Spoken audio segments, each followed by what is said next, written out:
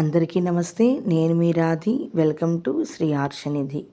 ఈరోజు ఎంతో పవిత్రమైనటువంటి శ్రావణ మాస సోమవారము.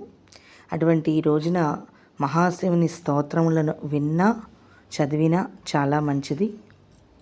ప్రాతస్మరామి పరమేశ్వర వక్త్రపద్మం ఫాలాక్షికీల పరిశోణిత పంచబాణం భస్మత్రిపుండ్రరచితం ఫణికుండలాఢ్యం కుందేందుచందనసుధారస మందహాసం ప్రాతర్భజామి పరమేశ్వర బాహుదండాన్ ఖట్వాంగశూల హరిణాహి పినాకయుక్తాన్ గౌరీకపోలకుచరంజితపత్రరేఖాన్ సౌవర్ణకంకణమణిద్యుతిభాసమానాన్ ప్రాతర్నమామి పరమేశ్వర పాదపద్మం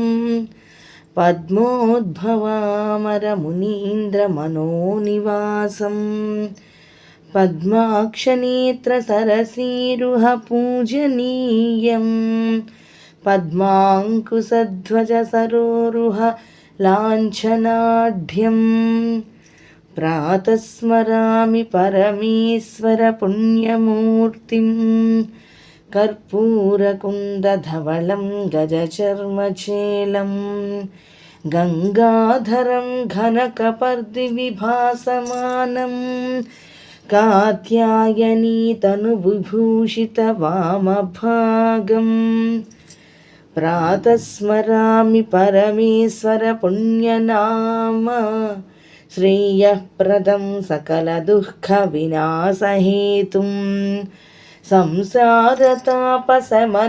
కలికల్మషఘ్నం గోకోటిదానఫలదం స్మరణేన పుంసాం శ్రీపంచరత్నాని మహేశ్వరస్య భక్త్యా పఠేద్యః ప్రయతః ప్రభాతే ఆయుష్యమారోగ్యమనేకభోగాన్ ప్రాప్నోతి కైవల్యపదం దురాపం.